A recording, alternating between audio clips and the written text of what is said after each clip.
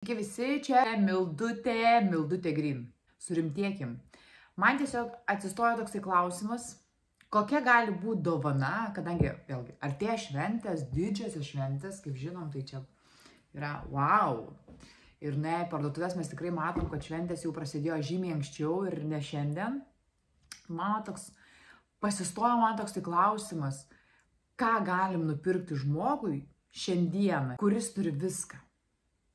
Ką galim jam nupirkti, ką galim jam padovanoti, ar kada susimąstėt? Dar vieną kojinių porą? Galbūt, okei, nebent jisai neturi kojinių. Patalynės komplektą? Kosmetikos rinkinį. Patį didžiausią ir brangiausią, ypatingą, sukurtą, dar neregėtą. Ką dar? Vyno rinkinį?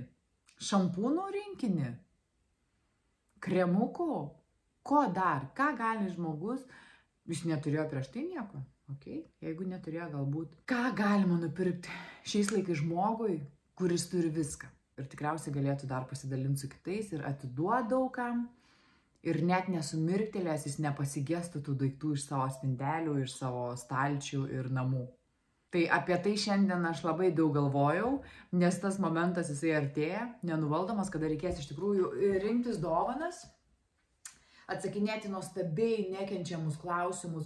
O tai jau susipirkai viską kalėdom? O tai jau susipirkai, tai žinai jau ką dovanosi? No.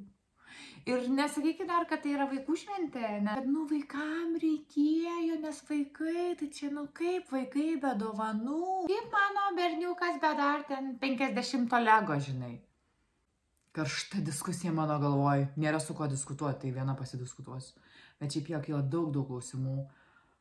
Nepavydžiu aš, ne dėl to aš apie tai kalbu, bet iš tikrųjų, come on, žmogeliukai, susimastykit nors truputėlį. Ar tikrai mums reikia? Ar tikrai žmogui reikia 51 modeliuko kažkokio? Ar jam reikia ten tų šampūnų, kremų, ar kojinių, ar rūbų, ar dar kažko? Kai stalai mūsų lūžta. Spintos lūžta, stalčiai nuo daiktų lūžta. Apie ką mes kalbam? Aš tiesiog galvoju, tradicijos truputėlį turėtų keistis. Nors kažkiek, aš pradėsiu nuo savęs, aišku. Liūdnai, vienišai, bet pradėsiu. Nes jeigu nori kažką pakeisti, pirmiausia turi keistis pats, kaip aš sakau. Tai čia auksinė taisyklė ir jūs visi ją žinot, aišku. Aš tik tai girdžiu, kad Kaune bus eglutė, 25 jau užžiebta. Tada Vilniui gruodžio 1. Aš tiesiog nepastebėjau, kaip atėjo šitas šventės, tikrai. Ir man toks lengvas šokas, nes aš nežinau, nuo ko pradėti, nors ir nesu didelė fanė švenčių ir panašiai. Bet toks jaučias truputėlį, kur tie mėnesiai dinko, nesenai bulvekasis buvo, o jau eglę reikia puošti. Tai va tokios ir nuotaikos, iš tikrųjų net nekokios, nes tada suvoki, blemba, kaip greitai laikas bėga. Be žodžių, nieko čia nepadarysi, laiko nesustabdysi. Šiaip turiu porą girliandų iš praeitų metų. Kažkas atidavė, kažkam nebereikėjo, tai aš jomis tiesiog papuošiu galbūt vieną arba kitą miško eglutę. Nežinau, kada papuošiu, tikrai parodysiu. Gal norėjau pakalbėti truputėlį apie tas kalėdų dovanas, puošmenas, kurių tiesiog nueini parduotuvės, pavyzdžiui, prekybcentrius, tai man akis raibsta, aš nieko nesuprantu. Kosmosas, visokiausių gerybių, nuo žaisliukų, eglučių, tiesiog viskas išpuošta ir, žodžiu, kas kaip ir gražu, bet kai suvoki, kad koks yra, žinai, vartojimas ir pirkimas, tai truputėlį pasidaro gal, negera, nes kiekvienais metais realiai tu kažką perki. Aš nesakau, galbūt žmonės nusiperka ir kažkokias vienos puošmenos ir jiems užtenka daugiau metų, ne tik tai vieniem metam, bet ypač kai baigės naujieji kalėdos ir tu pamatai, kad pilnos naudotų daiktų arba vadinami labdarinai pilni daiktų su etiketėm, puošmenų, skambaliukų, dovanotų dovanų. Man nuoširdžiai daro, žinokit, aš nelabai suprantu,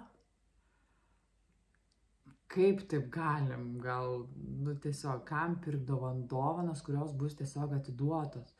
Aš atsimenu vienais metais kažkaip mes irgi turėjom tą tokią mažą šventę, rinkosi irgi ir pusbroliai, ir pusseserės, ir buvo tiesiog toks susirinkimas, ir tada visi, tai ką mes pirksim dovanų, tai kaip čia dabar ateisi be dovanų, taigi čia, nu kas ką pagalvos ir panašiai. Mes turim suvokti, ko mes ten renkamės, ar pasidovanoti dovanų, kurių mums nereikia, nes mes norim susitikti ir pabūti, pasišnekėti, paskanauti kažkokio maisto vienokio ar kitokio, kažkieno pagaminto, gal kažkas kažką atsineš įdomaus. Viskas tai apie tai, o ne apie kažkokias dovanas. Ir aš atsimenu, kaip šiandien, čia gal buvo prieš 5 metus daugiau, mes kalbam su pusseserė ir mes nuėjom į parduotuvę, žinai, ir perkam, nu, tau paimsiu tą, nes dėl to, kad dėl vaizdo vis tiek reikia kažką tau padovanoti, nes ką kaip ir kiti pamanys žmonės ar dar kažką. Tai tad šovė, kažkaip, nežinau, gal prašviesėjo biški akis, nu tai kam? Kam tu tai darai? Tu pat tiesiog, kad tu perki, kad pirktumai, kad tiesiog nupirktumai, nupirkau, išleidau pinigą, apšiksiu žemę, vartosiu iki negalėjimo, vien dėl to, kad paskui kažkas išmestų ir išneštų ir atiduotų su etiketėm ir visiškai, ne į temą, aš nesupratau, bet aš tai irgi pirkdavau ir nuperki ir aną, ir trečią, kad tik tai visi būtų patenkinti, kad tik tai duotumai, tam, kad duotumai, o kas dėl ko ir kad tu daugiau darai žalos iš tikrųjų negu naudos, tai kažkaip nuo tada aš pradėjau visiškai kitaip žiūrėti į tas pačias dovanas realiai ir tu tada pradedi galvoti, tai kas tau iš tikrųjų svarbu. Ar dovanos, ar bendravimas, ar susitikimas su žmonėm ir susidėlioji savo tuos taškus ir bandai kažkaip sekti palei juos, žinai, ir nebandyti kažkam įtikti. Ir vėlgi, nueiti būrį, kuris aš tau tą nupirkau, o tu sėdi, aišku, tikriausiai nepatogu, bet laikui bėgant, tu atkrenti iš tokių būrių dažniausiai, iš tokių kompanijų, nes išsiskiria labai požiūriai. Laikas tai yra atrenka ir parodo iš tikrųjų, kur tu ir turėtumai būti. Man žymiai mieliau, kaip ir dabar galbūt kažkas aukoja, aišku, maistas prieglaudom, įvairiom gyvūnams, tai mes anksčiau tiesiog irgi neždavom kažkokius tai rūbus gyvūnams. Aš tiesiog atsiprašau. Mes neždavom maistą, šieną, morkas, runkelius. Ir mes vaikščiodavom mišku, aišku, anksčiau būdavo žiemos galbūt didesnės ir daug žvarbesnės ir daugiau sniego būdavo, tai mes pagal pėdutės atskirdavom, kur yra ten paukštelį, kur daugiau triušių ar ten stirnų ir ten tiesiog pridėdavom tokius kaip maisto, žinai, kubrėlius padarydavom, ten vienam morkų, kitam šieno. Ir geriausi, kur tu tikrai esi vertingas ir tu nori dalintis ir tu nori padėti ir per daug, žinai, nenuskriausti nei savęs piniginių atžvilgių, nei tos pačios, tas vartojiškumas, jisai, visiškai neadekvatus. Tai bent jau adekvačiai kažkiek, kad eitų pagalvoti, kad jeigu turi ten 5 žaisliukus, tai gal to užteks tų 5, kodėl dar reikia naujų 50 žaisliukų. Tai va tas toks truputėlį trūksta to tokio atsakingumo, bent jau kažkiek. Aš nesakau, kad reikia puošti eglutę su saldainių tais žibančiais popierėliais, žinai. Aišku, ne, mes žengėm į priekį, bet, galvo truputėlį vis tiek reikia. Aš kaip visada sakau, žemė nėra guminė ir tai nėra kažkoks maišas, į kurį gali kišti viską, bet kiek ir kišti savo tas, žinai, užgaidas tokias greitas, kad užsimaniau, čia noriu, žinai, ir viskas. Tai, sakau, žemė nėra guminė ir toli gražu jinai tikrai nebus tokia. Mylėjai žmonės, susimildami, ar jums tikrai reikia tiek visko daug? Pavyzdžiui, pagalvokime apie idėjas, kurios, tarkim, apie dovanų idėjas, kuriuom nereikia išleisti labai daug pinigų ir kurias, pavyzdžiui, gali būti naudos abiejom pusėm, visiems. Ir tam, kam tu dovanoji, ir iš to galbūt iš ko perki, ir pavyzdžiui, idėja mano. Medaus, žiūrėkit, kiek žmonės yra mažų ūkininkų, kurie gali gražiausiai supakuoti, gražiausiai paruošti ir jūs tiesiog galite perpirkti iš jų ir kažkam tiesiog padovanoti medaus, galbūt savos kažkokios džiovintos arbatos, kas yra, vėlgi tai nesakau, kad bus 100% tavo gamyba, arba galbūt reikės nupirkti kažkokį maišiuką, tarkim, įkaidėtą arbatą. Bet tai daug prasmingiau ir tai nebus kažkoks šabloniškas pirkimas, kad pirkt, svarbiausia, kad pirkt. Ir aš kiek mačiau žmonių iš tikrųjų labai daug tai daro ir man tiesiog, malonu žiūrėti, kaip širdis tiesiog dainuoja. Tai va, dabar yra pilna žmonių, kurie kuria savo kažkokį tai produktą. Tai pradėkime, nežinau, prieskoniai, medus, arbatos, drožiniai vairiausi. Kartais, kai pasivažinėjai po Lietuvą arba po kaimelius, taigi žmonės pardavinėja vairiausius savo gaminius. Pradėkime nuo gražiausių pintų krepšiukų, su kuriais gali pasidaryti ir pikniką, ir grybauti šiaip. Jie gali kainuoti, bet tai yra rankų darbas, tai yra ilgaamžiški dalykai. Ir tai nebus galbūt, kai tu nupirki žmogaus, kuris darė su meiliais, atrodo, kad net užkrečia tave tuom ir tu tiesiog nebenori pirkti kažko masiškai. Aš nusipirkau krepšiuką, ne? Tokį labai labai fainą krepšiuką, tai buvo toks senučiukas vyras, toks pagyvenęs žmogelis su savo maža tokia mašinytė, ne pirmos jaunystės, ir jisai sėdėjęs ten buvo savo tų krepšiukų. Ir stovėjosi ten tiesiog prie kelio, sėdėjosi toje mašinoje. Aš galvoju, reikia sustoti ir pasižiūrėti, gal kažką, gal galim nupirkti, o gal tikrai jie perperkinėja kaip ir tuos kiaušinius, kurie nusiperka iš Lidlo ir paskui eina į turgų ir gieda, kad čia yra naminiai kiaušiniai. Aš galvoju, geriau parodysiu, negu sakysiu.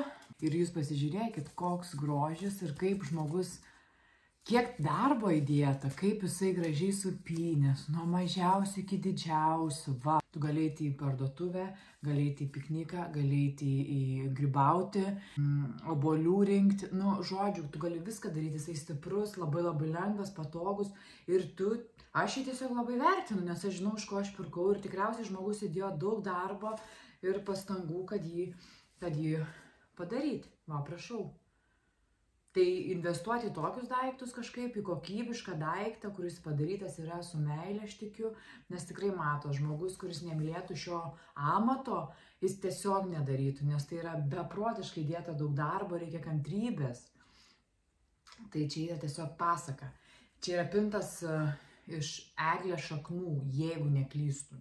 Galbūt, jeigu yra galimybė kažką nupirkti, paremti, aš tik tai už, jeigu tik yra aišku galimybė. Ir dar toks pastebėjimas, dažniausiai girdžiu, kad vis dėlto Kalėdos tai yra vaikų šventė ir vaikai turi gauti dovanų, nes kaip kitaip, bet dar 150 Lego. Ok, labai įdomi mintis, aš kažkaip galvojau, tikrai anksčiau galvojau, kad tai yra vaikų šventė ir mes turim vaikam kažką padovanoti, nes kaip dabar, vaikai be dovanų, ar ten be dar kažkelintos mašinytės, žlugia vaikai, žodžiu, nėra gyvenimo vaikam, prasmės visiškai, be skambalių. Tai tikrai aš irgi taip galvojau, bent jau vaikam duoti kažką per tą šventę. Bet žinokit, man atrodo, kad vaikai tai yra dar didesnis pavyzdys, kad ir mokytojai mūsų, kad nereikia jiems tų dovanų, nereikia tų 50 Lego ir panašiai. Jiems kaip tik reikia to dėmesio, kurio jie nori ir parodo. Dažnu atveju parodo, kad jiems realiai tik dėmesio ir reikia. Bet mes mėgėjai galbūt biškelį kitaip sureaguoti. Pakišdami kokį telefoną. Bet vėl girdžiu. Mila, kai turėsi savo vaikų, tada suprasi, kad tu čia šnekini, vieno vaiko neturi. Tai va, nebūkim biškeliais savanaudžiais, nekiškime vaikų. Tai nėra labai sąžininga. Pabaigiant šitą tokį pokalbį, pabambėjimą dėl dovanų ir švenčių, tiesiog norėčiau palinkėti daugiau tokio pagalvojimo, susimąstymo, paprastumo ir tiesiog suteikti žmogui galbūt tą didžiausią dovaną, dėmesį, laiką skirti, mažiau prekybos centrų, daugiau galbūt, jeigu įmanoma, paremti savo vietinius, galbūt kažkokius mažmenininkus ar tuos žmogeliukus, kurie kažką kuria savo rankom, iš idėjos, iš hobį galbūt turi, kurio gali užsidirbti ir dar kažkiek pinigų. Mažiau prekybos centrų, daugiau bendravimo, daugiau domėjimosi vienas kitu ir jeigu įmanoma, paremkim vienas kitą tiesiog kaip dėmesiu, laiku, apsimainykim kažkokiais rankdarbiais arba tuo pačiu, nežinau, skanėstais, maistu. Ir manau bus viskas puiku.